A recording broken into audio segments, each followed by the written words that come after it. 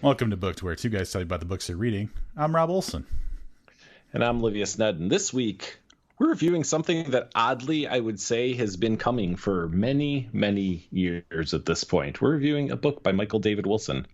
This is the first thing we're reading from him. Have you ever read anything else from him other than stuff on the website? No, I know that I'm pretty sure he's got some short stories floating around out there and stuff, but this is my first taste of Wilson's fiction. Same here. So we are reviewing The Girl in the Video, which will be out shortly. I believe it's next week. Yeah, the 28th. Oh, the 28th. So, but you can certainly go and pre-order a copy now. Here is a little bit about Michael David Wilson. He is the founder of This Is Horror, a professional writer, editor, and podcaster. His work has appeared in publications including No Sleep Podcast, Dark Moon Digest, and The Other Stories. His novella, The Girl in the Video, will be published later this month. I just want to say, I think Michael may have taken some tips on how to write a bio.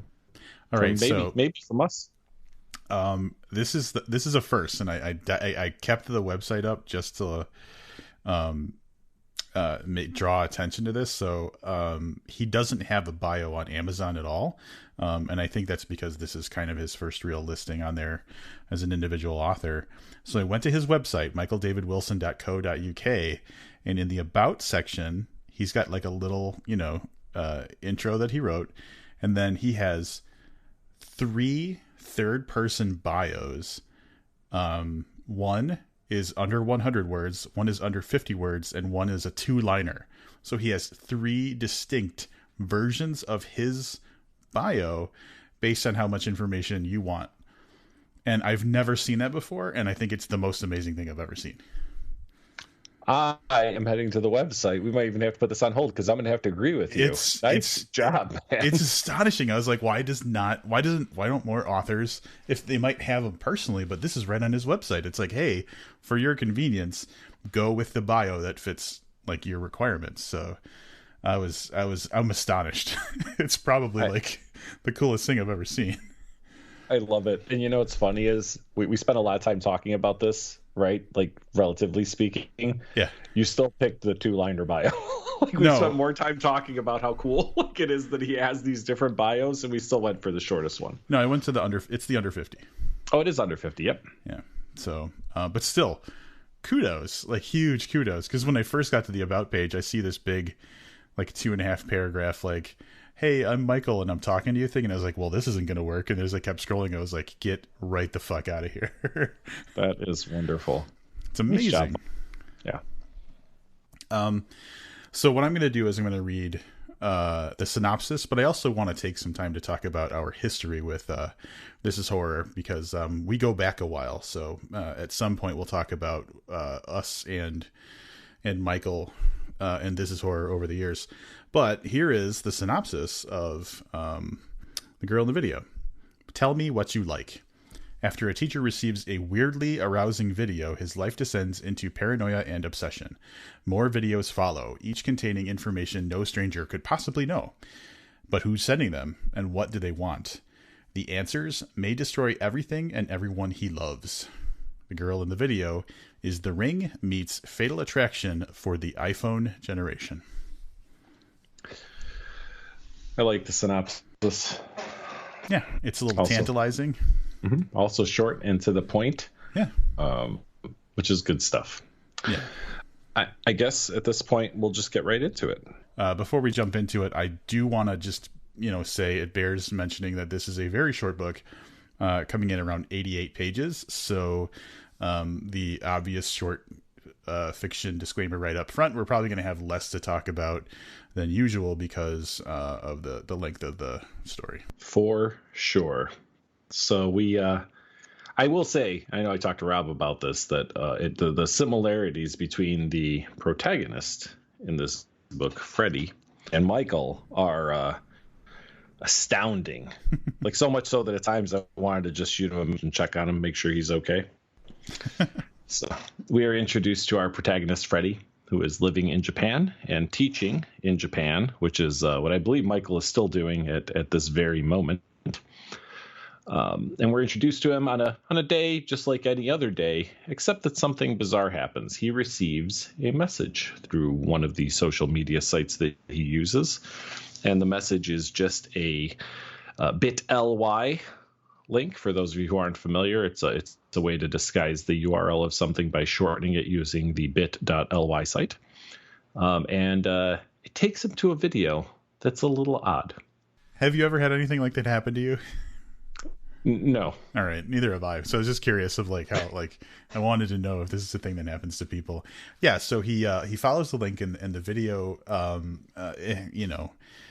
contains some sexually suggestive stuff, but it's kind of weird because it's so random. It's not something that from reading the story, it's not something that happens to him, ever. So it's out of the ordinary, but it's like a girl sitting, I think, in a chair or something, and then there's music playing, and it's a band that's like one of his favorite bands, or a band that's significant to him, and she's just doing stuff along with the music, and he doesn't really put much thought into it. Like, the first time something like that happens, it's easy to just kind of explain away as like, oh, it was a fluke, it went to the wrong person, or whatever. But it seems like after watching the video, it's hard for him to kind of get past it. Like, it kind of springs up in his mind. Yeah, I took the video a little bit as like could be perceived as like avant-garde performance art. I immediately thought back to when I was in Paris last time. We went to I don't know how to explain it. There's a word, right? But it's this building that was abandoned, and a group of artists approached the local government and said, hey, can we just have this building? Like, we'll pay the taxes or whatever, but it's empty. And they just set up an area where anybody can apply for like space to create their art and then display it to people. So it's free to go in. They ask for a donation. And it's a super, super cool place. I think it's like 10 or 11 stories. It's like right in the heart of Paris. It's a wonderful place. But one of the things that I saw when we were there was this little booth with like just a little curtain drawn across. But it was like a photo booth, but like if you and I had to put one together from like shitty plywood without tools. So you'd sit down in there, and inside the booth is a older like tube TV, probably like 25 inches, maybe 19 inches. And on it is playing this creepy black and white video of this girl that's just like mumbling shit in French. So I don't know if it made any sense, since I don't speak French. And that's like the feeling I got from this video that Freddie receives in this book. Like, it's an avant-garde piece of art is one way you could interpret it. Or you could interpret it as something that's really fucked up that someone sent specifically to you. Yeah, so outside of the video, I just want to kind of set the stage a little bit. He is married and in a very happy relationship with his wife. There's no conflict. There's no, like, he's not a creep that steps out on his girl or anything like that. So this is a weird thing to happen, but he's pretty open about it. If I remember correctly, he shared that he got this weird video. I don't think right away, but like he did share with his wife, oh, this thing happened and whatever. And then they just kind of moved on. And one thing I'll say about this book is it does take place over the course of several months. So not very long into the book, it jumps forward, I think from like October to like January or something like that. Yeah, and through that we get little glimpses of his life. As Robin mentioned, his happily married life with Rachel, who are looking to, start a family and like their kind of day-to-day existence. But in the back of his mind, Freddie is still a little bothered by this. The other thing I was going to say, and this started happening on Instagram a while ago, like these weird message requests to like join a group. That's the other thing that weird thing could be interpreted as. Or like a bot. Yeah. And then, of course, those bots always are trying to get you to go to some site or something. You know what I mean? So that's the other, I guess, possibility for something like that happens to you, or it's meant for you. So we get a glimpse in there, but the first video, obviously, as mentioned, the synopsis is followed by a second video, and the second video is, arguably more disturbing than the first. Yeah, it ramps it up as far as like the creepiness and everything, but also like as the synopsis said, like having personal information that no one else could know, like not a stranger couldn't possibly know. And so that's kind of what happens as the story progresses. his interaction with these weird little video things that get sent to him, it escalates and becomes more disturbing and more personal. And obviously he becomes more worried for his own life, like not life like he's gonna die, but like worried that whatever this isn't some random occurrence. It's gonna have some weird effect on his life, I guess. Yeah, that's it. That's all we're going to talk about as far as plot goes. At 88 pages, I think we've covered a pretty good swath of the story. One thing I do want to say, I always feel that a lot of times authors place their stories a little bit farther away from technology. And I know I mentioned it here on the podcast and we've talked about it, right? But Wilson embraces it for this, right? Like he goes all out. I don't know that there's a social media type site that isn't mentioned at some point or some type of communication that's had, that doesn't encompass every single thing. And a couple that I didn't know about, to be honest. I was like, well, I'm just going to assume these are real things too, because I'm not sure what this is. But he really does make sure that the technology, as it says in the synopsis, right, for the iPhone generation, like I definitely think that we all could easily imagine some of these things that are happening with the technology we're carrying around with us in our pocket. Yeah, and it brings to mind social engineering kind of as a concept to me. Basically using like the available data or exploiting getting information from a person to like get access to their life. And it's that in itself could be pretty scary because with just like a cursory kind of visit to the internet, you could probably find way more information about someone than you would expect would be possible.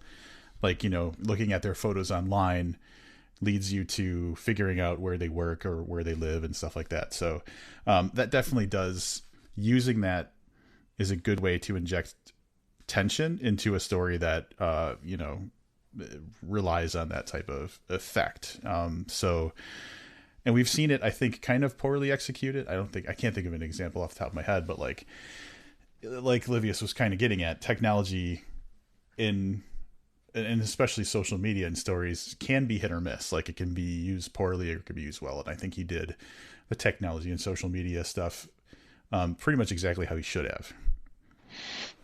Yeah, I'm going to dive in a little bit into one aspect of the story, I guess, that's related around that. At some point, and this probably isn't giving very much away, but like in the videos are like places he recognizes, which puts the creep factor in there. And again, not that we haven't seen it right in some movie at some point or whatever, but this is the first book I've read that kind of injects that kind of, I don't know, queasiness into the reader. Like, right, like you're along for this ride and it's like, oh, there's the place that I used to work and there's the train station I go to, that type of thing. You know what I mean? Is used very effectively. Yeah, there's definitely that vulnerability that you get from figuring out that someone knows something or has access to something in your life that they shouldn't, or that you didn't think they did. So yeah, it's like, I'm trying to think, like if there's like that horror thing where the person that you're rooting for doesn't know that someone's standing right behind them, like that kind of thing. Yeah. And I think, again, I'm kind of having trouble phrasing this. Interactions through the internet are a good majority of them are kind of distant, anonymous, right? So like all of us have probably gotten into some kind of discussion and argument with a person who's far away and we really have very little idea of who they are. But interjecting that your personal life into it in the way that it's injected in this is far more scary than I thought it would be when reading the synopsis for the book, if that makes sense.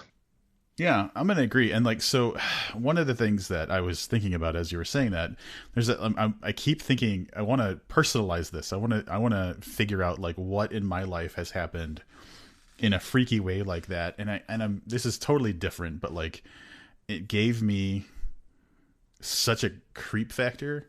Back when I was living in Vermont, this is probably around the time the podcast started. I worked in an office, and one morning I went into work and there was a voicemail from, between when I left work the previous day and when I came in, and it was just someone whispering, pick up, oh my God. And then the message ended. And I tried to figure out, like, I looked up the phone number online, couldn't really get anywhere with it, except for like the state that the phone was from, and nothing ever came of it. But it was just so chilling and creepy and weird that, like, for some reason I received this voicemail in the middle of the night. It was like 3 a.m. that the call came through. So like the book evokes those types of things in me where it's like, oh man, when did something really freaky happen like that? Yeah. And again, without saying too much about the story, I do want to say that there's like excellent use of like the off stage antagonist. I was going to say off screen, but you know, the videos are on a screen. So, but you know what I mean? Like, I guess I probably wanted to say this for my wrap ups, but look, I was excited to read something from Michael David Wilson, right? But I read the synopsis and I thought, all right, well, this could be good, but I wasn't feeling super excited about it. And the book delivers on the promise that it makes kind of in the synopsis much better than I thought it could because of the use of some of these things. So I guess kudos, right? Yeah, yeah, totally. And I don't know, like, we're probably not much more that we could say about this without bleeding into wrap-ups or spoilers.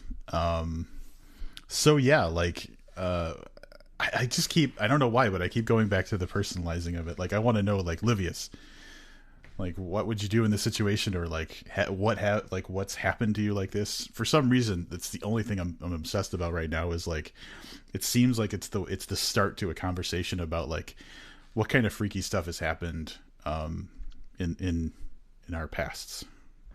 I honestly can't think of anything like this. I mean, I think we all have, I don't know, like, I'm sure at some point someone has left me a note, you know, and I'm like, oh, and then, you know, I find out, like, I'm like, oh, what the hell is this? But then when I get the explanation, when someone's like, oh, hey, did you get my note? I'm like, oh, shit, that makes sense now. Like, I was a little weirded out, you know what I mean? But I can't think of anything really that comes to mind.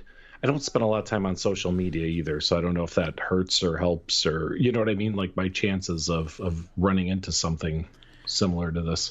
I was waiting for you to say, like, oh, I've put a ski mask on my face over the years once or twice. Like, you're the other side. Oh, of it. you meant on the aggressor side. Oh, for sure. I don't. Most of that stuff I don't want to talk about because I'm not sure what the statute of limitations is. That's but a good point. What is the statute of limitations in Japan, by the way? Just out of curiosity, do you know? I don't know. Typically, it's a crime by crime basis, right? Like, it's not the same for everything. I believe that's true. I don't know, but anyway, yeah, it's fun to. It's not fun, but it's like, you know, it. I feel like this falls into the category of, this is like the modern version of, like, when someone says, like, they saw a ghost, then everybody talks about their ghost stories. Like, this could be the modern version of that. I'm gonna start sending you weird videos via bit.ly links. Oh man, that'd be great and horrible at the same time.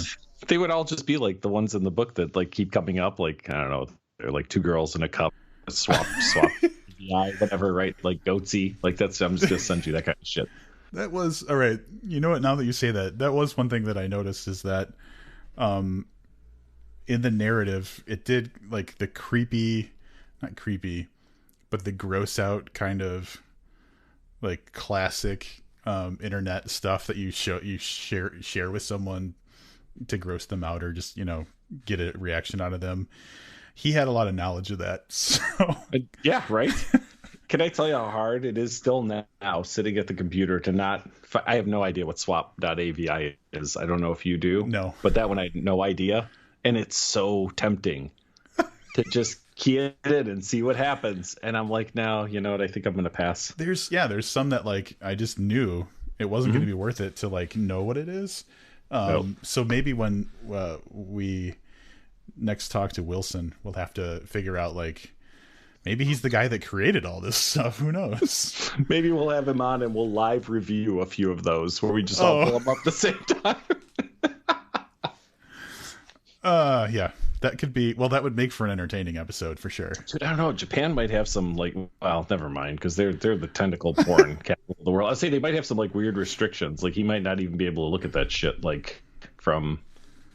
Oh yeah, I know what you're from saying. where he's living. But then when I think about tentacle porn, like I'm like, all right, never mind. They're probably pretty cool about that kind of stuff. Yeah, and then we all know anything goes on a bus. So that's yep. Yeah. That's true. Notice his character was smart enough not to take a bus at a point in this book. That's all I'm saying. We could talk to him about buses too. How often do you take buses when you're in Japan?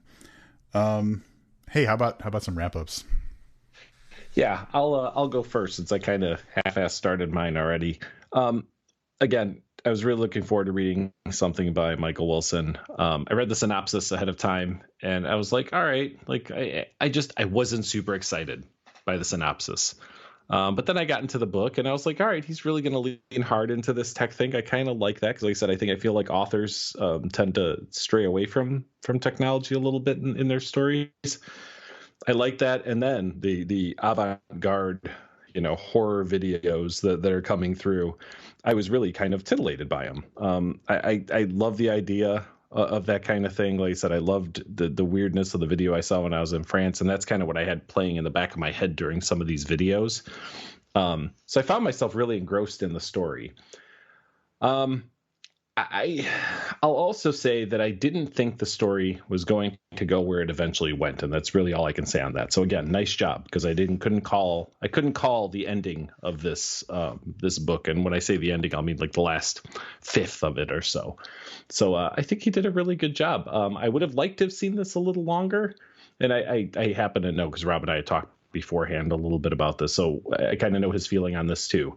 I would have probably added a little bit more to this, a little more of the creep factor in maybe another 30 or 40 pages. But hey, that's just me.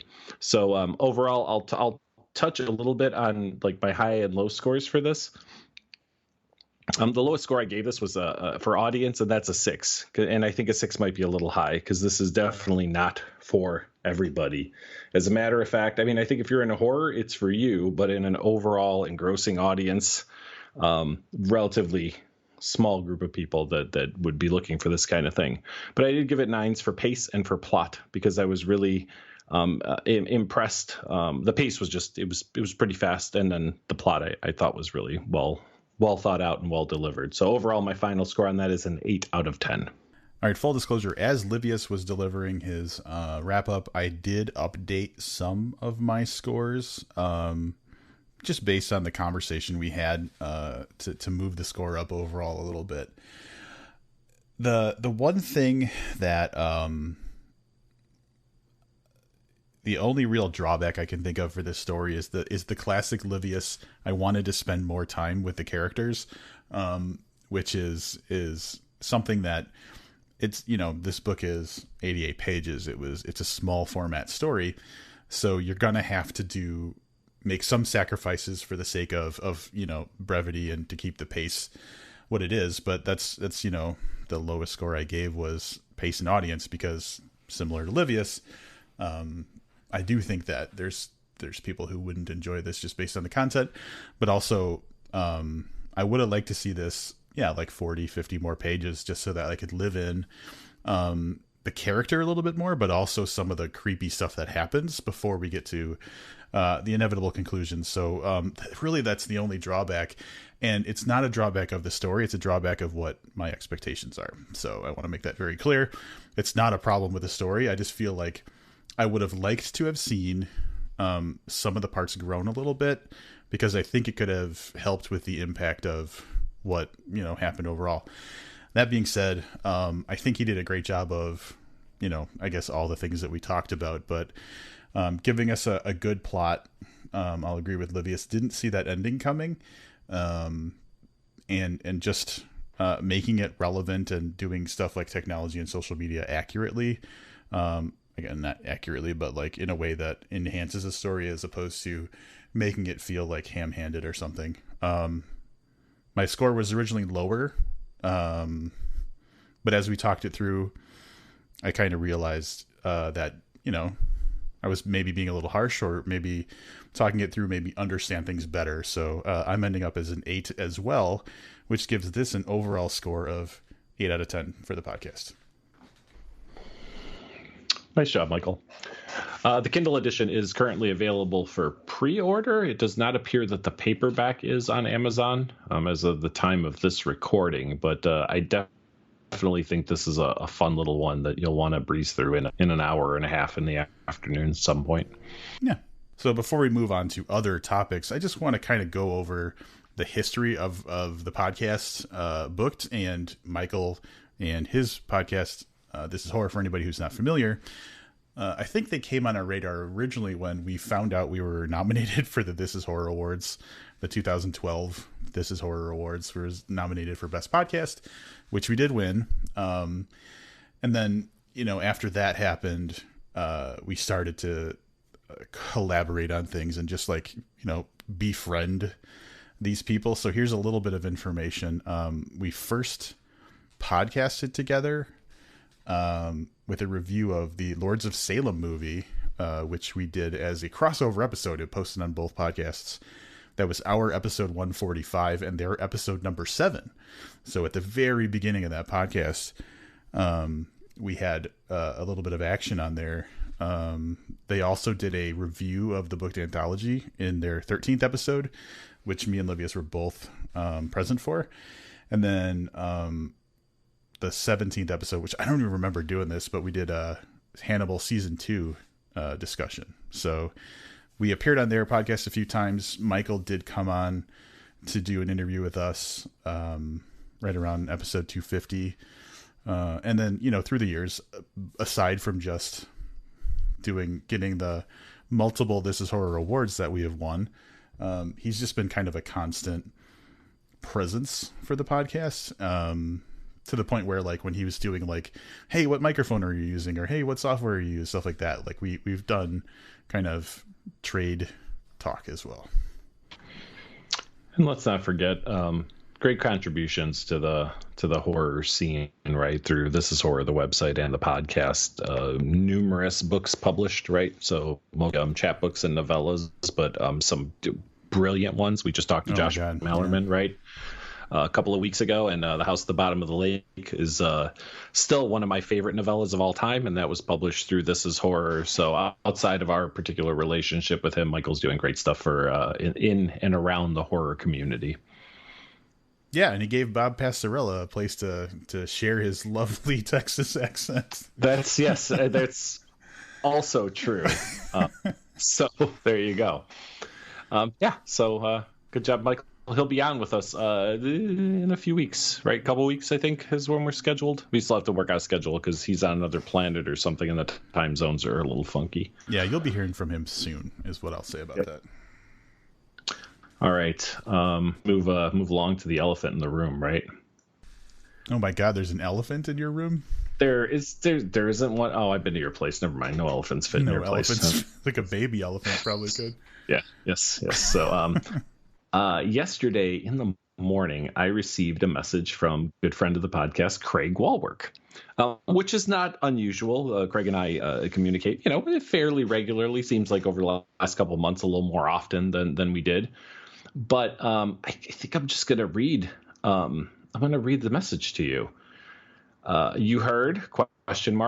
Bear, as in Will Christopher Bear, is on Instagram, and he's coming out with a book next year. So he follows that up with saying that this apparently came from a Will Christopher Bear Facebook group. His son posted, and I will read this.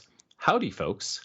Check out my pop's new Instagram page at Will7Christopher. And I'll repeat that again, Will, Will 7 Christopher. It's his first foray into the social media scene, and he needs some support. He's preparing to release his next book, an exploration of the mental health industry in the U.S., and he told me he created this Instagram as a preview. Take a look. Holy shit. Rob and we talked about this on the podcast a few episodes ago, right? About how we'd never reviewed Kiss Me Judas, and I don't remember how much went on the podcast, but the thought was we'd really, really like to have Will Christopher Bear on, and we were starting to devise some fraudulent trickery or something to get him on the podcast, whatever it took. And now it looks like maybe we won't have to, right? Like maybe he'll just want to talk about his new book. So I got to tell you, I'm super excited about this. It caused an uproar. To like, it's one of those. So for listeners who don't know, there was back in the day a website called The Velvet, which was a forum that was a fan page for the authors Will Christopher Bear, Stephen Graham Jones, and Craig Clevenger. And so combined, they had one website that had a forum where fans of those authors could gather. And a lot of our early interactions with from Booked were with the Velvet people, and that was really kind of at the focus of our start, was those people as authors and their individual books, but also like getting into talking to Craig Clevenger and Stephen Graham Jones and stuff like that. So it's something that had a huge impact on our general group of fans. And so for me on social media, it was just nonstop. Oh, people repeating the thing. And there was even like fights on, I don't know if you saw this, but like on Twitter, like there was a Lit Reactor excitedly posted something about it, but they didn't retweet. They gave like @mention credit in their post, but they hadn't retweeted. They actually took the screenshot and then made their own tweet, which apparently is poor form. I wasn't aware of this. And this caused like this weird back and forth fight. So like there is a lot of energy right now around this one little post saying that he's working on a book. I do want to continue on and say, which I was going to, but now especially you said that, Craig did make sure to give credit to Jay Slayton Jocelyn, who brought it to his attention. So I want to do that here too, in case, that's where the original credit is due. That being said, there was a fight on Twitter. Shocking. Oh, yeah. I spend like no time on Twitter. So let's, like nearly zero. If the podcast gets mentioned specifically, like I get a notification and then I'll usually go look. But other than that, I'm Twitter free. So I guess obviously if there's something with a new book from Will Christopher Bear, we're going to want to be involved, I'm guessing. But that does kind of bring back the timing of my thought of, hey, why haven't we done Kiss Me Judas before? So it's funny that came up, like that conversation kicked up like so soon before like the first news that's literally happened in, I'm guessing 7 or 8 years with the author at all is right now. Yep. So Will 7 Christopher, if you want to check out some pretty cool photos on Instagram. That's the number 7, not the word 7. It is the number 7, correct. WIIL, the number 7 Christopher on Instagram. So let's go show him some love, and feel free to comment on his pictures about how much you'd love to hear him talk to the guys that Booked.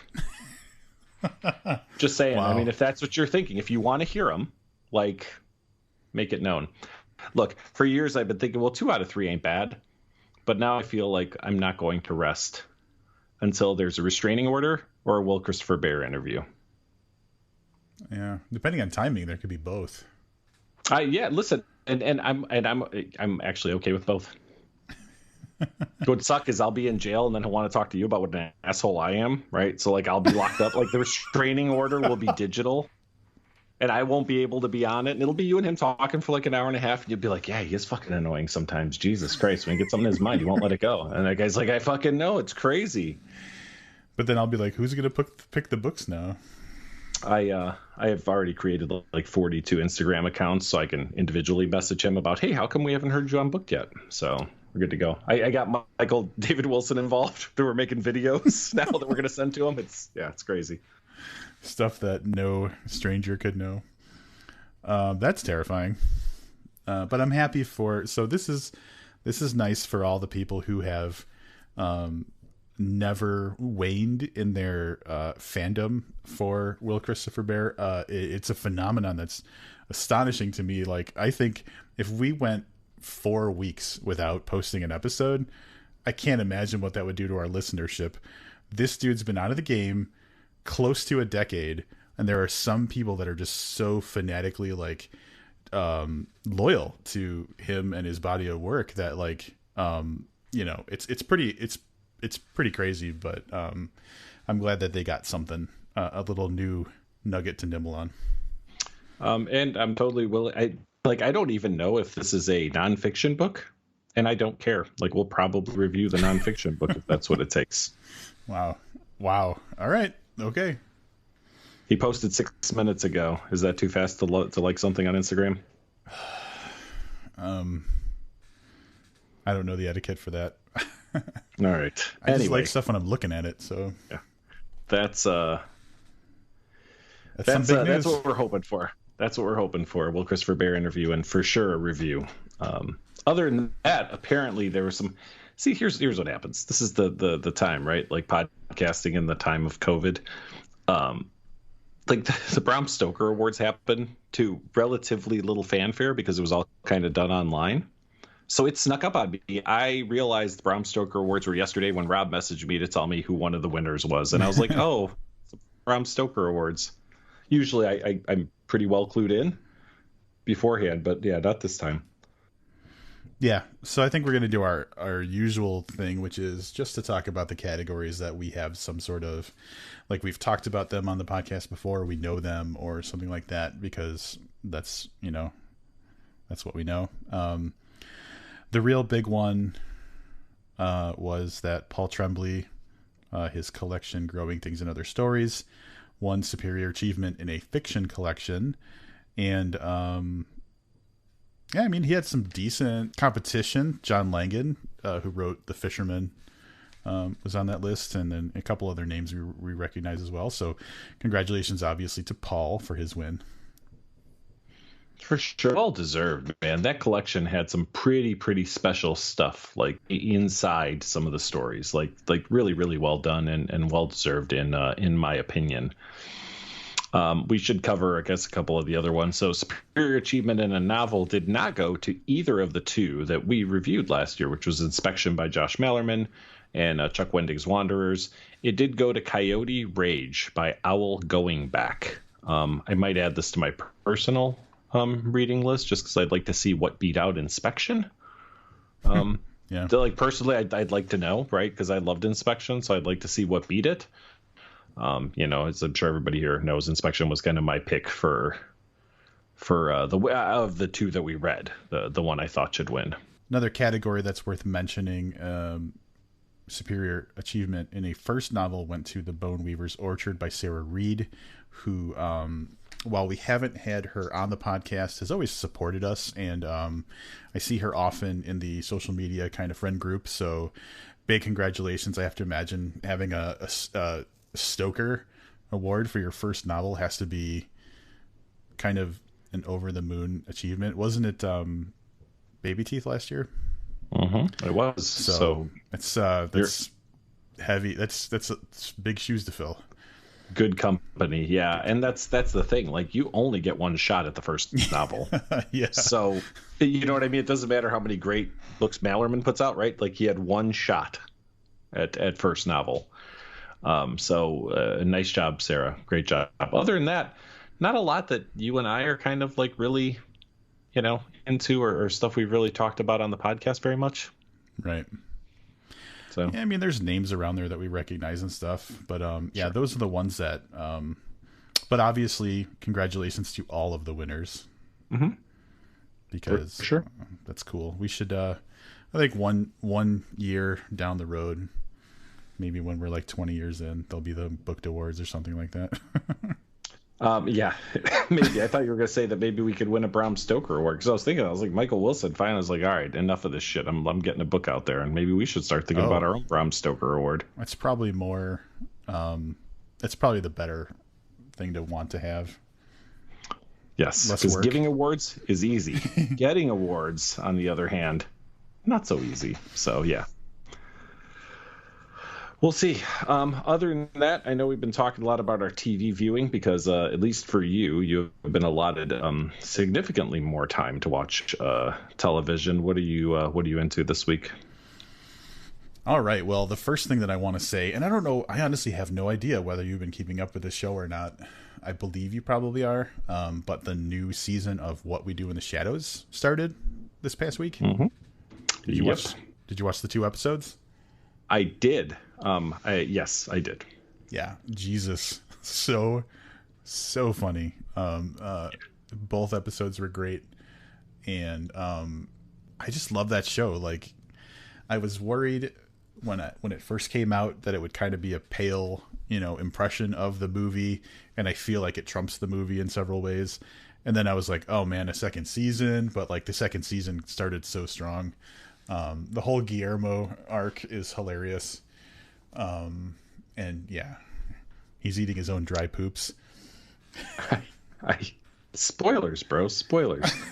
I agree. I thought the same thing. I was like, yeah, I'll probably watch 2 episodes of this and then give it up because it can't possibly meet my expectations after the movie. And I would put about a very even keel because I've watched the movie again since the first couple of times that I watched it, and I still think that the movie's great. Yeah, absolutely great stuff. And they just continue to deliver, which is weird because I'm not a big comedy guy. The only comedy TV shows I currently watch are Superstore because, it's my people.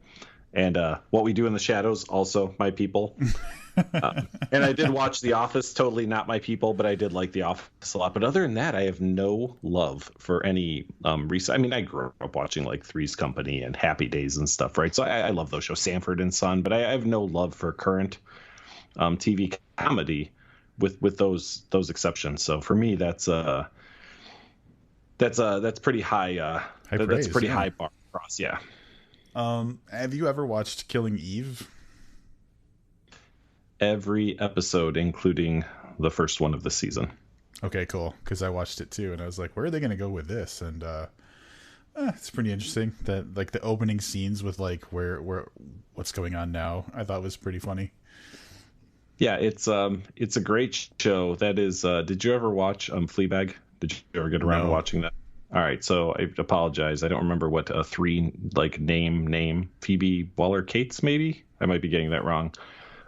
She created Killing Eve and Fleabag, and Fleabag is brilliant, also comedically brilliant, but very short. 2 seasons. It'll take like 4 hours or something, I think, to knock out both seasons. Like, it's very short, but very good and very different from Killing Eve. But that chick's got some skills, man, to throw those shows together. So I would definitely check that out. It's on Amazon, I believe. Cool. One thing that I haven't mentioned yet, which I think mostly is because I don't think you follow it, is Westworld is going on, obviously. Mm-hmm. And love it as much as the first 2 seasons, even though it takes a dramatic turn away from being in a theme park full of robots into being in kind of a utopian/dystopian futuristic Earth.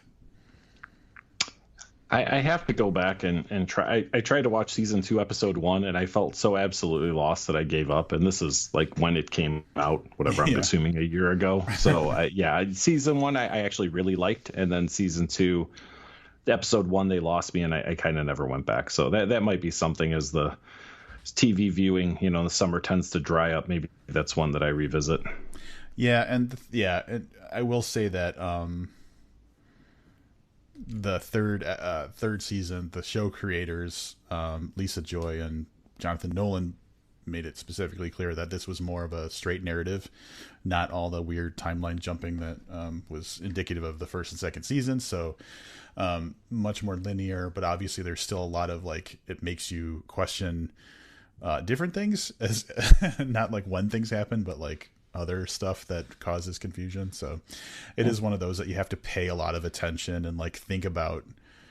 And like, even to the point where with Westworld, one of the things that they do that I didn't really realize is that when something is a simulation, the aspect ratio of the video that's playing is different than when it's real life. So like, even to like the technical point of like being anamorphic aspect ratio as opposed to whatever your common widescreen is, like as a visual cue that this is a simulation, like they get so in depth with that stuff, and it's a little bit much sometimes. That's interesting though, and that's kind of cool stuff. I can appreciate putting that level of care into your storytelling. Did you have something else? Just one more thing. Penny Dreadful's new season is coming out like next week. I think next Sunday, so a week from today. So I'm looking forward to that as well. The Los Angeles one or whatever. Sunday nights are going to be tough for you. It's usually the night we record, and Westworld and Penny Dreadful. So. Penny Dreadful interesting that they decided to go almost anthology, right? But after having Right. 3 solid seasons of, so yeah, it'll be interesting to see how that pans out. I will be checking that out. I know that this is going to be unpopular. I kind of fell out of love with Penny Dreadful towards the end, but man, that first season was so good. Yeah. So good. So I only really watch. I know I said I watch those other things, but I only really watch something that I feel is worth talking about. This is totally not something that I would watch. So have you turned on Netflix in the last 48 hours? Maybe, probably not. I don't know. All right. So the thing that comes on, at least my Netflix queue, like the right at the top that starts like auto playing the trailer, is a show called Too Hot to Handle. I've not heard of this at all. Yeah. So let me give you the breakdown, and I did partially sleep through like the first episode, so it seemed like there was really like a lot of nondescript things happening, like not anybody was really sure on what the deal is. But basically they take 6 ultra hot fit young people, 6 women and 6 men, to this resort. Turns out the resort is in Mexico, but kind of nondescript resort, and they're not given a lot of guidance on what they're there for, just that they should be wearing basically bikinis like through the whole thing. Like dudes should be shirtless and women should be wearing bikinis, I'm guessing was what the producers told them. And it's basically a show that's designed to help them create deeper connections with people without sex. So they're banned from any type of sexual contact. So kissing, obviously sex, and anything like that. And it's watching these 12 people over the course of, I'm guessing, 2 to 3 weeks, because that's another thing those types of reality shows never tell you, is like the time frame that somebody is on a show, which sounds like hot garbage. Like there's no way you can get me to watch this. But I kind of woke up halfway through or almost at the end of like episode 1, and it was just kind of on. And next thing you know, like it's episode 3, and I'm totally into this dumb show. So Too Hot to Handle on Netflix. If you thought you would hate something like The Bachelor, you might be pleasantly surprised by Too Hot to Handle. I mean, I have no response for that. I've never been into those types of shows. And I think that what you're describing about not expecting to like it and then being stuck in it is one of the reasons that I don't try to watch those shows, or, you know what I'm saying? Like, yep. Because there's something, it's got to play to some sort of like primitive part of your brain to like want to watch this type of stuff, that you're like kind of powerless against it. Dude, I'm telling you, like by the end, because they do divulge at some point, I don't know if they brought this up at the beginning, that there is a cash prize, but nobody knows like how you win it or how it's distributed. So at some point I'm like, well, they better not give that guy any money. Like I'm really like actively, rooting for certain people and rooting against others. And I hate myself a little more today than I did yesterday, but I actually kind of had fun watching the show. Dude, wouldn't it be great if toward the end of this season, like people just start getting murdered and you find out it's not a reality show at all. It's just like, you know what I'm saying? It's been a horror this whole time, but like just so cleverly masked. Yeah, that would be. I think you better start writing. Maybe that's how we get our Stoker is in the best the screenplay. Script. Yep. Never thought about that. Yeah, I love it. I can't. So that's all. Yeah. That's all I have for watching. Like I said, I mean, I kind of kept up on my regular TV shows that I watch, but that was the only new thing that essentially I had to bring to the table. I will say, just dipping back into what we do in the shadows. It's a stressful time right now, and there's so much sadness and uncertainty that like just to have something to laugh at. And I'm not even lying, I've watched the 2 episodes that have aired. I've watched them each 3 times because it's just such a departure from reality where you can just have fun and laugh at the absurdity of it. So do that, or if someone has something else to recommend that takes them away from the nonsense that's happening right now, let us know, because I'm trying to like balance my viewing between like drama stuff and stuff that just like takes my mind away from the awfulness of the world. There you go. So Rob's going to be breezing through 8 episodes of Too Hot to Handle, it sounds like. I hope not. So, yeah, I think that's going to be a wrap for us tonight. Yeah. So next episode that you're going to get is going to be another book review. This one is going to be The Bank by Bentley Little, which I got started on. I got Jumpstart. Man, this whole like thing, I am the opposite. I'm like Bizarro Rob. Like I start books like super early instead of at the last minute. So I should have started the episode with keep reading. But yeah, I got to start on it, and it's there's something about the storytelling that just makes it comfortable right away. So I feel like it's going to be a good one to talk about. I am looking forward to it. I don't believe I've read any Bentley Little, so I believe this is my first foray, and you'll get to hear all about it next week. All right, that's going to wrap it up for this one. Until next time, I'm Rob Olson. And I'm Livia Snedden. Keep reading.